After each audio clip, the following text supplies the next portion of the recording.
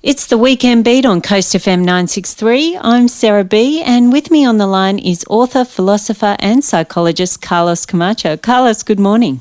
Good morning, Sarah. Carlos, we were chatting during the break about social distancing and self-isolation, and I imagine, Carlos, that whilst other businesses are slowing down, psychologists and counsellors are probably getting more people through the door than ever before. Are you finding that's the case right now? Yes, it is, Sarah. We are getting more people ring up, but we're also finding that a lot of people don't really want to come out and see someone because of the fear itself. So it's a catch-22, as we call it, but definitely more work, but we're finding other ways to be able to help them. So if you can't get out to see a counsellor for the reasons you just mentioned, what would be some advice you'd give to a person living alone and self-isolating? If they came to you for help, what are some general tips or strategies that you'd give to them? They need to get up in the morning around the same time every day. That's what I would suggest. Have a good routine. They need to be able to, on paper if they can, have a list of activities they're going to do. And they don't have to be grand activities, and they probably won't be because they'll be isolated. But the brain enjoys visualizing an organized list for some reason. So even though we know what's going to happen, it's good to be able to visualize it. It's a bit like a coach and a whiteboard. It's good to be able to put down where the players are going to go, and then they get it. I would suggest continue as per normal between Sunday and Thursday night. Have a routine where you go to bed at the same time, roughly.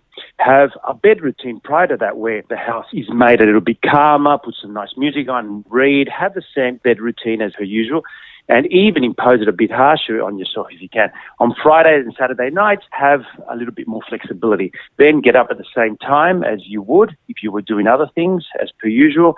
Go through the same routine as you would, have a shower, go to the bathroom, have breakfast, then start the list for the day. Say, okay, at 10 a.m., I'm going to be getting on the treadmill. At 11 a.m., I'm going to take stuff out for lunch and so forth. There may be small activities, but write them down and tick them off as you go along, and you'll find that the brain gives us a certain stability or else the brain does not know what's happening. It can create anxiety. So that's for the singles. Now, the other flip side is, in contact with a lot of mothers who find this. They're homeschooling, they're working, some of them are also studying, and they've just been left with absolutely no time whatsoever to get anything done. I read somewhere that this can lead us either to a baby boom or an overflow in the divorce courts. So for couples and families living together, what advice could you give them?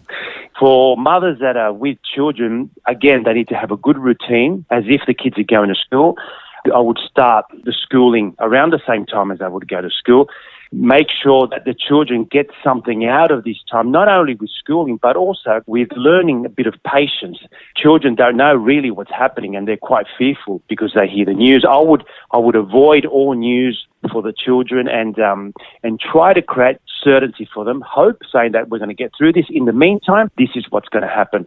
We're going to be trying to continue schooling, but also trying to, in a way, go into activities and develop our relationship that in the past maybe we couldn't due to the lack of time. Now we have time, but we have to be able to use it appropriately.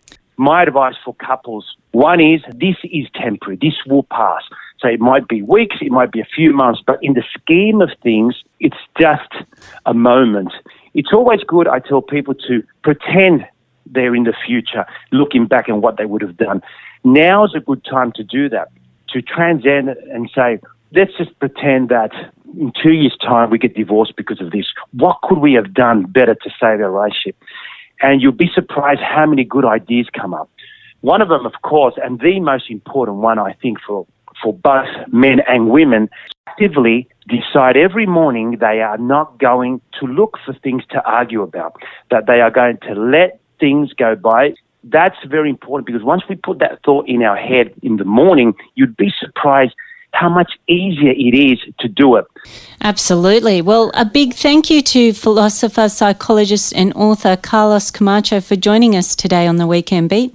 If you are having difficulties coping with circumstances at the moment, please do reach out to someone via text or phone. And remember, our friends at Lifeline are working around the clock. Their number is 13 11 14 if you need to have a chat. I'm Sarah B. This is Coast FM 963. More coming up on the Weekend Beat right after this.